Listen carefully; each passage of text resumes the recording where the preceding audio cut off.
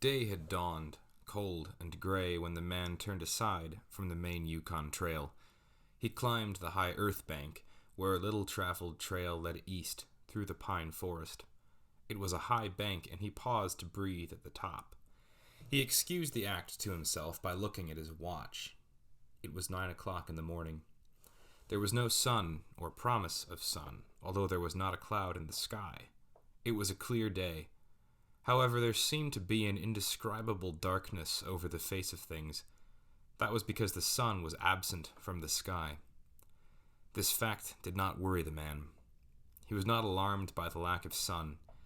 It had been days since he had seen the sun. The man looked along the way he had come. The Yukon lay a mile wide and hidden under 3 feet of ice. On top of this ice were as many feet of snow. It was all pure white. North and south, as far as his eye could see, it was unbroken white. The one thing that relieved the whiteness was a thin, dark line that curved from the pine-covered island to the south. It curved into the north, where it disappeared behind another pine-covered island. This dark line was the trail, the main trail. It led south 500 miles to the Chilkoot Pass and salt water. It led north 75 miles to Dawson, and still farther on to the north 1,000 miles to Nulato, and finally to St. Michael on Bering Sea, 1,000 miles and half 1,000 more. But all this, the distant trail, no sun in the sky, the great cold, and the strangeness of it all had no effect on the man. It was not because he was long familiar with it. He was a newcomer in the land, and this was his first winter. The trouble with him was that he was not able to imagine. He was quick and ready in the things of life, but only in the things and not in their means. 50 degrees below zero meant 80 degrees of frost. Such facts told him that it was cold and uncomfortable, and that was all. It did not lead him to consider his weaknesses as a creature affected by temperature. Nor did he think about man's general weakness, able to live only within narrow limits of heat and cold. From there it did not lead him to thoughts of heaven and the meaning of a man's life. 50 degrees below zero meant a bite of frost that hurt and that must be guarded against by the use of mittens, ear coverings, warm moccasins, and thick socks.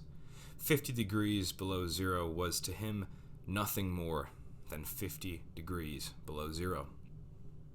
That it should be more important than that was a thought that never entered his head. As he turned to go, he forced some water from his mouth as an experiment. There was a sudden noise that surprised him. He tried it again and again in the air before they could fall to the snow. The drops of water became ice that broke with a noise. He knew that at 50 below zero, water from the mouth made a noise when it hit the snow, but this had done that in the air. Undoubtedly, it was colder than 50 below, but exactly how much colder, he did not know. But the temperature did not matter. He was headed for the old camp on Henderson Creek, where the boys were already. They had come across the mountain from the Indian Creek country. He had taken the long trail to look at the possibility of floating logs from the islands in the Yukon down the river when the ice melted. He would be in camp by 6 o'clock that evening. It would be a little after dark, but the boys would be there, a fire would be burning, and a hot supper would be ready. As he thought of lunch, he pressed his hand against the package under his jacket. It was also under his shirt, wrapped in a handkerchief and lying for warmth against the naked skin. Otherwise, the bread would freeze. He smiled contentedly to himself as he thought of those pieces of bread, each of which enclosed a generous portion of cooked meat. He plunged among the big pine trees. The trail was not well marked here. Several inches of snow had fallen since the last sled had passed. He was glad he was without a sled. Actually, he carried nothing but the lunch wrapped in the handkerchief. He was surprised, however, at the cold. It certainly was cold, he decided, as he rubbed his nose and face with his mittened hand. He had a good growth of hair on his face, but that did not protect his nose, or the upper part of his face, from the frosty air. Following at the man's heels was a big native dog. It was a wolf dog, gray-coated and not noticeably different from its brother, the wild wolf.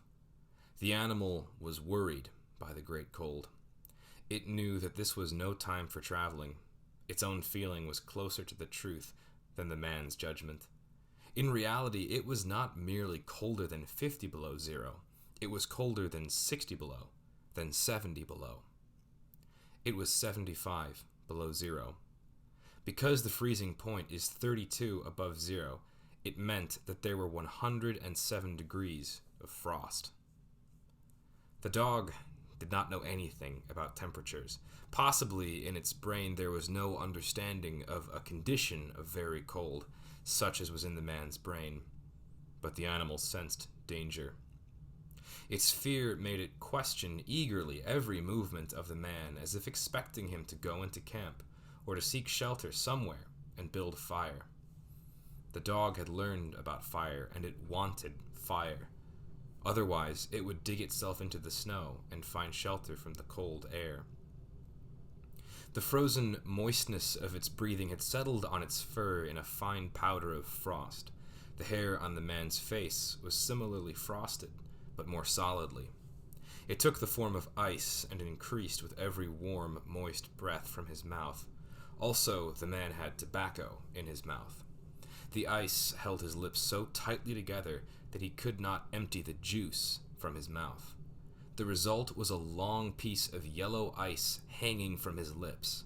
If he fell down, it would break like glass into many pieces. He expected the ice formed by the tobacco juice having been out twice before when it was very cold.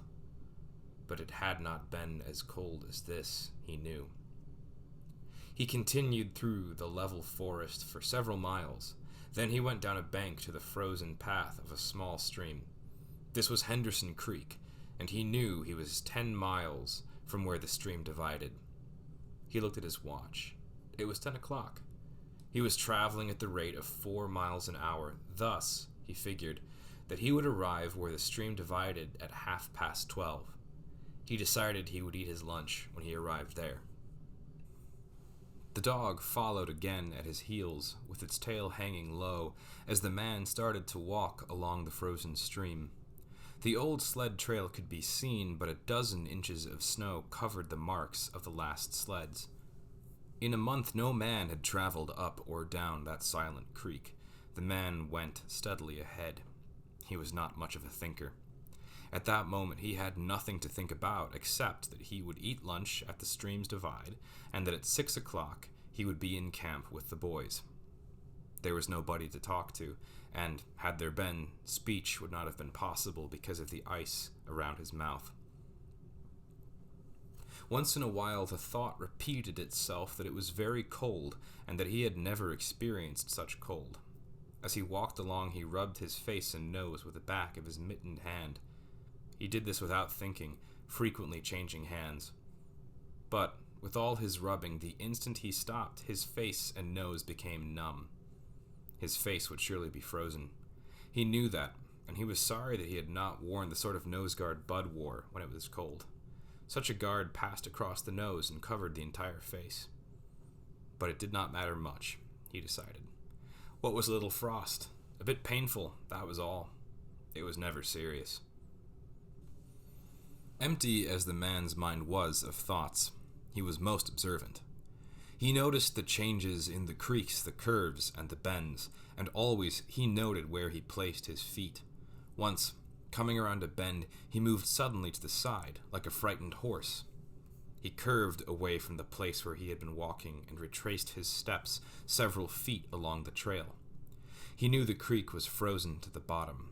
No creek could contain water in that winter, but he knew also that there were streams of water that came out from the hillsides and ran along under the snow and on top of the ice of the creek. He knew that even in the coldest weather, these streams were never frozen, and he also knew their danger. They hid pools of water under the snow that might be 3 inches deep or 3 feet. Sometimes a skin of ice half an inch thick covered them, and in turn was covered by the snow. Sometimes there was both water and thin ice, and when a man broke through, he could get very wet. That was why he had jumped away so suddenly. He had felt the ice move under his feet. He had also heard the noise of the snow-covered ice skin breaking, and to get his feet wet in such a temperature meant trouble and danger. At the very least, it meant delay, because he would be forced to stop and build a fire. Only under its protection could he bare his feet while he dried his socks and moccasins. He stood and studied the creek bottom and its banks. He decided that the flowing stream of water came from the right side. He thought a while, rubbing his nose and face. Then he walked to the left. He stepped carefully and tested the ice at each step. Once away from the danger, he continued at his 4-mile pace. During the next 2 hours, he came to several similar dangers. Usually the snow above the pools had a sunken appearance. However, once again he came near to falling through the ice. Once, sensing danger, he made the dog go ahead. The dog did not want to go. It hesitated until the man pushed it forward. Then it went quickly across the white, unbroken surface. Suddenly, it fell through the ice, but climbed out on the other side, which was firm.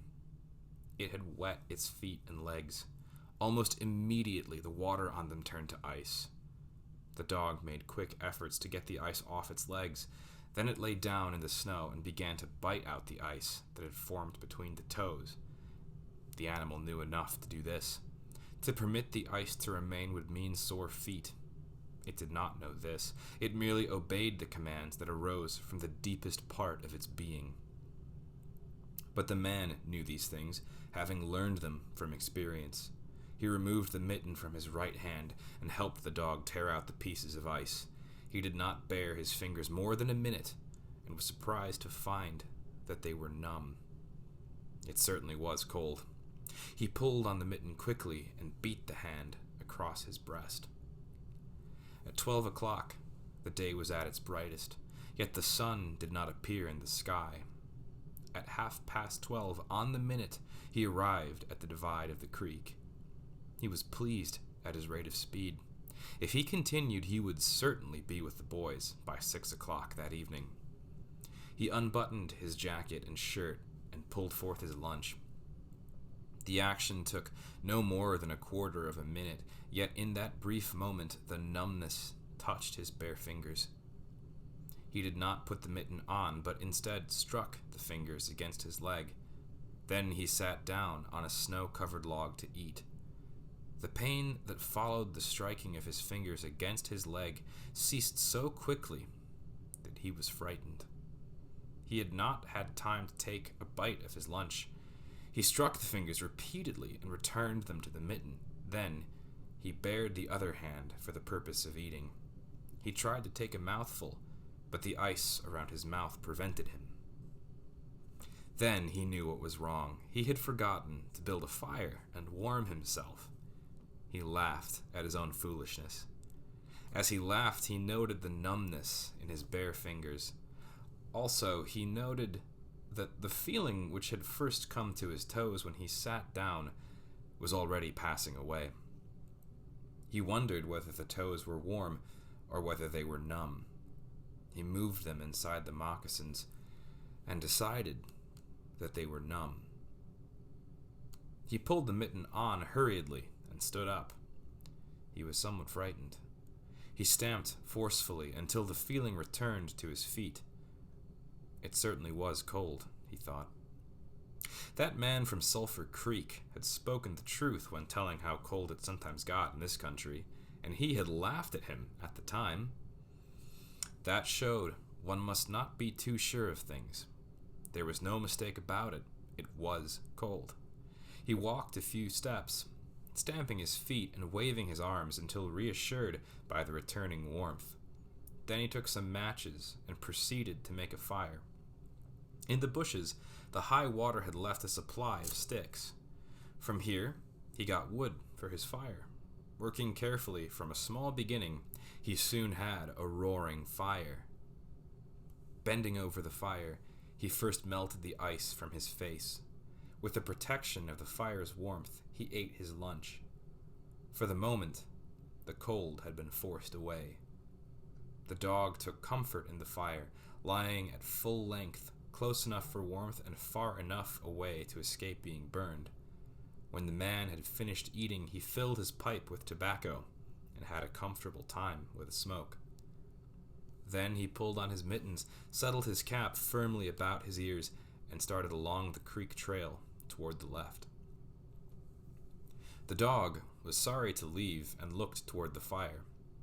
The man did not know cold. Possibly none of his ancestors had known cold, real cold. But the dog knew, and all of its family knew. And it knew that it was not good to walk outside in such fearful cold. It was the time to lie in a hole in the snow and to wait for this awful cold to stop. There was no real bond between the dog and the man. The one was the slave of the other. The dog made no effort to indicate its fears to the man. It was not concerned with the well-being of the man. It was for its own sake that it looked toward the fire. But the man whistled and spoke to it with the sound of the whip in his voice. So the dog started walking close to the man's heels and followed him along the trail. The man put more tobacco in his mouth and started a new growth of yellow ice on his face. Again, his moist breath quickly powdered the hair on his face with white. He looked around him. There did not seem to be so many pools of water under the snow on the left side of Henderson Creek, and for half an hour the man saw no signs of any. And then it happened. At a place where there were no signs, the man broke through. It was not deep. He was wet to the knees before he got out of the water to the firm snow. He was angry and cursed his luck aloud. He had hoped to get into camp with the boys at 6 o'clock, and this would delay him an hour. Now he would have to build a fire and dry his moccasins and socks. This was most important at that low temperature. He knew that much. So he turned aside to the bank, which he climbed. On top, under several small pine trees, he found some firewood which had been carried there by the high water of last year. There were some sticks, but also larger branches and some dry grasses. He threw several large branches on top of the snow. This served for a foundation and prevented the young flame from dying in the wet snow. He made a flame by touching a match to a small piece of tree bark that he took from his pocket. This burned even better than paper. Placing it on the foundation, he fed the young flame with pieces of dry grass and with the smallest dry sticks. He worked slowly and carefully, realizing his danger. Gradually, as the flame grew stronger, he increased the size of the sticks with which he fed it. He sat in the snow, pulling the sticks from the bushes under the trees and feeding them directly into the fire. He knew that he must not fail. When it is 75 below zero, a man must not fail in his first attempt to build a fire. This is especially true if his feet are wet. If his feet are dry and he fails, he can run along the trail for half a mile to keep his blood moving. But the blood in wet and freezing feet cannot be kept moving by running when it is 75 degrees below. No matter how fast he runs, the wet feet will freeze even harder. All this the man knew. The old man on Sulphur Creek had told him about it, and now he was grateful for the advice. Already all feeling had gone from his feet. To build the fire, he had been forced to remove his mittens, and the fingers had quickly become numb. His pace of 4 miles an hour had kept his heart pushing the blood to all parts of his body, but the instant he stopped, the action of the heart slowed down. He now received the full force of the cold. The blood of his body drew back from it. The blood was alive, like the dog. Like the dog, it wanted to hide and seek cover away from the fearful cold. As long as he walked 4 miles an hour, the blood rose to the surface, but now it sank down into the lowest depths of his body. His feet and hands were the first to feel its absence. His wet feet froze first, His bare fingers were numb, and although they had not yet begun to freeze. Nose and face were already freezing, while the skin of all his body became cold as it lost its blood. But he was safe. Toes and nose and face would be only touched by the frost because the fire was beginning to burn with strength. He was feeding it with sticks the size of his finger. In another minute, he would be able to feed it with larger branches. Then he could remove his wet moccasins and socks. While they dried, he could keep his naked feet warm by the fire, rubbing them first with snow. The fire was a success. He was safe. He remembered the advice of the old man on Sulphur Creek and smiled. The man had been very serious when he said that no man should travel alone in that country after 50 below zero. Well, here he was. He had had the accident, he was alone, and he had saved himself. Those old men were rather womanish, he thought. All a man must do was to keep his head, and he was all right. Any man who was a man could travel alone. But it was surprising, the rapidity with which his face and nose were freezing, and he had not thought his fingers could lose their feeling in so short a time. Without feeling they were, because he found it very difficult to make them move together to grasp a stick. They seemed far from his body and from him. When he touched a stick, he had to look to see whether or not he was holding it. All of which mattered little. There was the fire promising life with every dancing flame. He started to untie his moccasins. They were coated with ice. The thick socks were like iron, almost to the knees. The moccasins' strings were like ropes of steel. For a moment he pulled them with his unfeeling fingers. Then, realizing the foolishness of it, he grasped his knife. But before he could cut the strings, it happened. It was his own fault, or instead his mistake. He should not have built the fire under the pine tree. He should have built it in an open space, but it had been easier to pull the sticks from the bushes and drop them directly on the fire. Now the tree, under which he had done this, carried a weight of snow on its branches. No wind had been blowing for weeks, and each branch was heavy with snow. Each time he pulled a stick, he shook the tree slightly. There had been just enough movement to cause the awful thing to happen. High up in the tree, one branch dropped its load of snow. This fell on the branches beneath. This process continued, spreading through the whole tree. The snow fell without warning upon the man and the fire was dead. Where it had burned was a pile of fresh snow. The man was shocked. It was like hearing his own judgment of death. For a moment he sat and stared at the spot where the fire had been. Then he grew very calm. Perhaps the old man on Sulphur Creek was right. If he had a companion on the trail, he would be in no danger now. The companion could have built the fire. Now, he must build the fire again, and this second time he must not fail. Even if he succeeded, he would be likely to lose some toes. His feet must be badly frozen by now, and there would be some time before the second fire was ready. Such were his thoughts, but he did not sit and think them. He was busy all the time. They were passing through his mind. He made a new foundation for a fire, this time in the open space where no tree would be above it. Next, he gathered dry grasses and tiny sticks. He could not bring his fingers together to pull them out of the ground, but he was able to gather them by the handful. In this way, he also got many pieces that were undesirable, but it was the best he could do. He worked carefully, even collecting an armful of the larger branches to be used later, when the fire gathered strength, and all the while the dog sat and watched him. There was an anxious look in its eyes because it depended upon him as the fire provider, and the fire was slow in coming. When all was ready, the man reached in his pocket for the second piece of tree bark. He knew the bark was there, although he could not feel it with his fingers. He tried again and again, but he could not grasp it. And all the time, in his mind, he knew that each instant his feet were freezing. This thought alarmed him, but he fought against it and kept calm. He pulled on his mittens with his teeth and began swinging his arms. Then he beat his hands with all his strength against his sides. He did this while he was sitting down. Then he stood up to do it.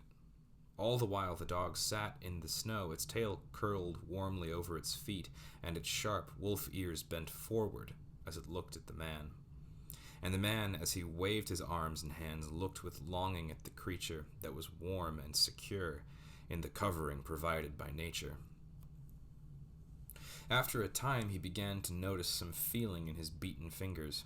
The feeling grew stronger until it became very painful, but the man welcomed the pain. He pulled the mitten from his right hand and grasped the tree bark from his pocket. The bare fingers were quickly numb again. Next, he brought out his pack of matches, but the awful cold had already driven the life out of his fingers. In his effort to separate one match from the others, the whole pack fell in the snow. He tried to pick it out of the snow, but failed. The dead fingers could neither touch nor hold. Now he was very careful.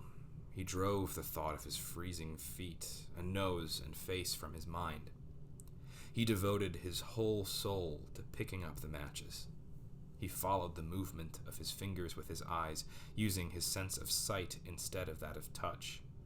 When he saw his fingers on each side of the pack, he closed them. That is, he willed to close them, because the fingers did not obey. He put the mitten on the right hand again, and beat it fiercely against his knee. Then with both mittened hands, he lifted up the pack of matches, along with much snow, to the front of his jacket. But he had gained nothing. After some struggling, he managed to get the pack between his mittened hands. In this manner, he carried it to his mouth. The ice broke as he opened his mouth with a fierce effort. He used his upper teeth to rub across the pack in order to separate a single match. He succeeded in getting one, which he dropped on his jacket. His condition was no better. He could not pick up the match. Then he thought how he might do it. He picked up the match in his teeth and drew it across his leg. 20 times he did this before he succeeded in lighting it. As it flamed, he held it with his teeth to the tree bark, but the burning smell went up to his nose, causing him to cough. The match fell into the snow, and the flame died. The old man on Sulphur Creek was right, he thought, in the moment of controlled despair that followed. After 50 below zero, a man should travel with a companion. He beat his hands, but failed to produce any feeling in them. Suddenly he bared both hands, removing the mittens with his teeth. He caught the whole pack of matches between his hands. His arm muscles were not frozen, and he was able to press the hands tightly against the matches. Then he drew the whole pack along his leg. It burst into flame, 70 matches at once. There was no wind to blow them out. He kept his head to one side to escape the burning smell and held the flaming pack to the tree bark. As he so held it, he noticed some feeling in his hand. His flesh was burning. He could smell it. The feeling developed into pain. He continued to endure it. He held the flame of the matches to the bark that would not light readily because his own burning hands were taking most of the flame. Finally, when he could endure it no more, he pulled his hands apart. The flaming matches fell into the snow, but the tree bark was burning. He began laying dry grasses and the tiniest sticks on the flame. He could not choose carefully because they must be pieces that could be lifted between his hands. Small pieces of green grass stayed on the sticks, and he bit them off as well as he could with his teeth. He treated the flame carefully. It meant life, and it must not cease. The blood had left the surface of his body, and he now began to shake from the cold. A large piece of a wet plant fell on the little fire. He pushed it out with his fingers. His shaking body made him push it too far, and he scattered the little fire over a wide space. He tried to push the burning grasses and sticks together again. Even with the strong effort that he made, his trembling fingers would not obey, and the sticks were hopelessly scattered. Each stick smoked a little and died. The fire provider had failed. As he looked about him, he noticed the dog sitting across the ruins of the fire from him. It was making uneasy movements, slightly lifting one foot and then the other. The sight of the dog put a wild idea into his head.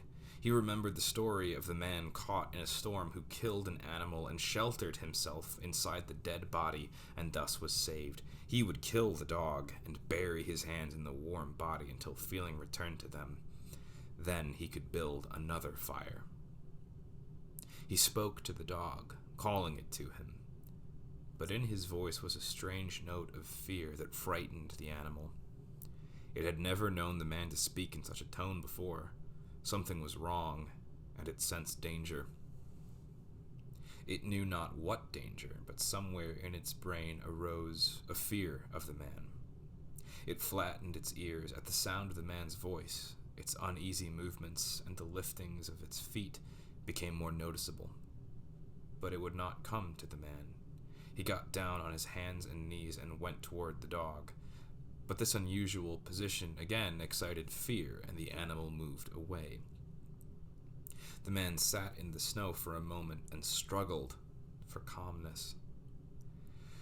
Then he pulled on his mittens using his teeth and then stood on his feet. He glanced down to assure himself that he really was standing, because lack of feeling in his feet gave him no relation to the earth. His position, however, removed the fear from the dog's mind. When he commanded the dog with his usual voice, the dog obeyed and came to him. As it came within his reach, the man lost control. His arms stretched out to hold the dog, and he experienced real surprise when he discovered that his hands could not grasp. There was neither bend nor feeling in the fingers. He had forgotten for the moment that they were frozen, and that they were freezing more and more.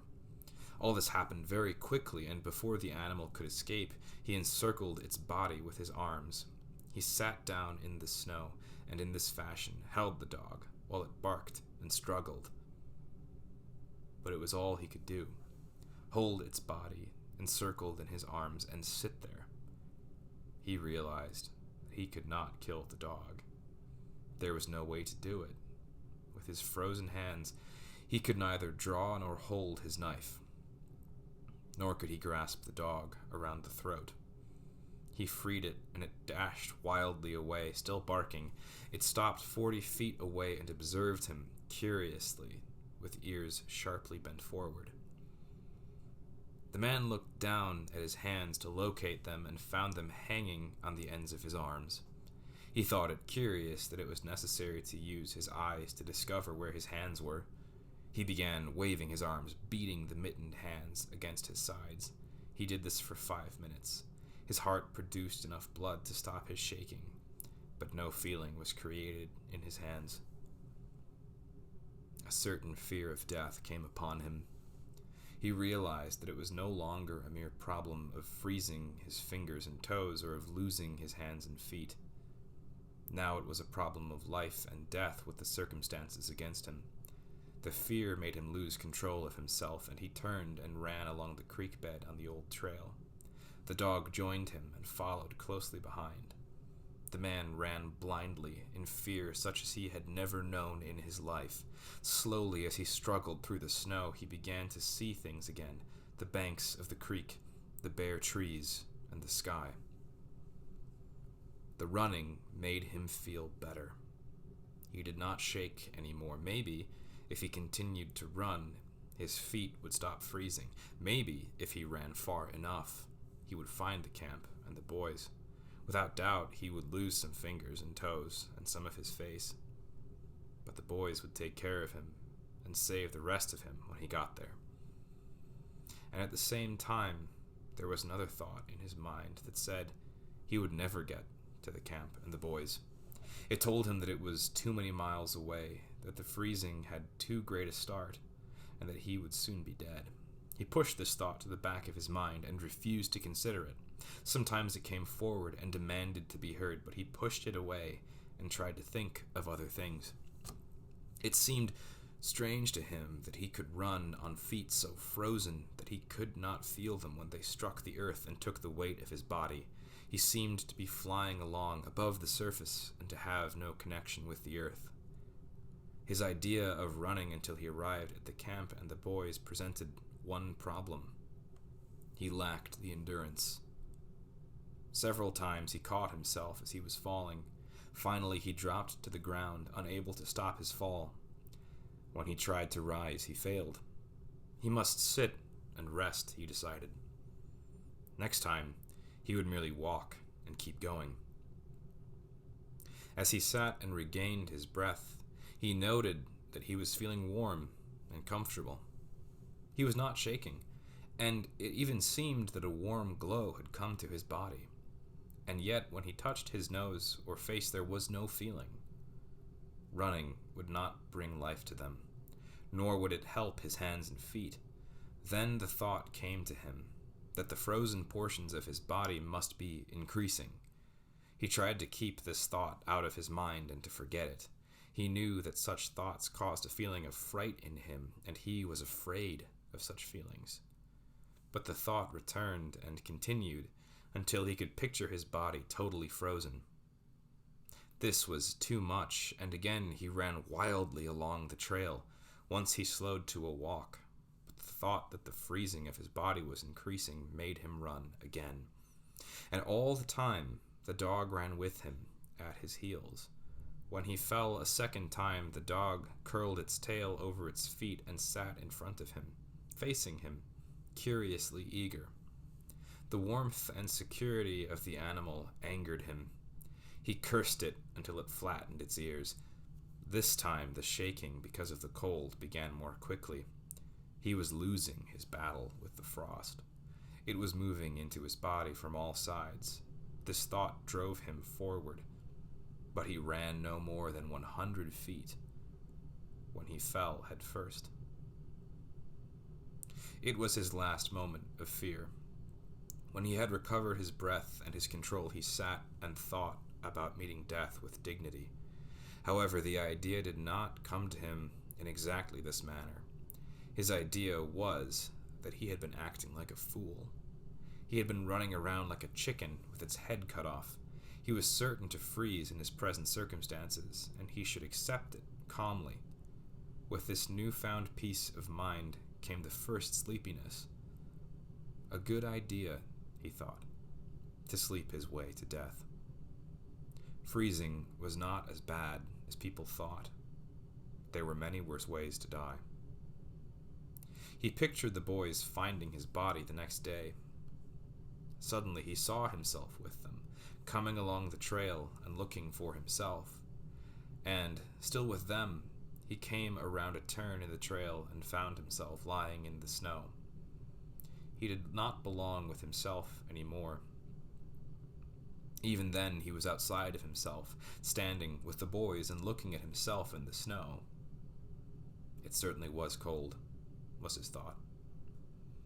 When he returned to the United States, he could tell the folks what real cold was. His mind went from this to the thought of the old man of Sulphur Creek. He could see him quite clearly, warm and comfortable, and smoking a pipe. "You were right, old fellow. You were right," he murmured to the old man of Sulphur Creek. Then the man dropped into what seemed to him the most comfortable and satisfying sleep he had ever known. The dog sat facing him and waiting. The brief day ended in a long evening. There were no signs of a fire to be made.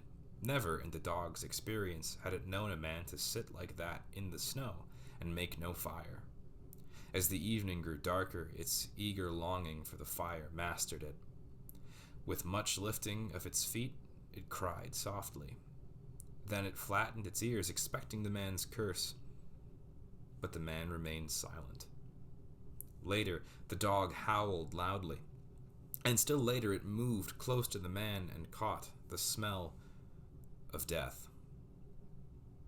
This made the animal back away. A little longer it delayed, howling under the stars that leaped and danced and shone brightly in the cold sky. Then it turned and ran along the trail toward the camp it knew, where there were the other food providers and fire providers.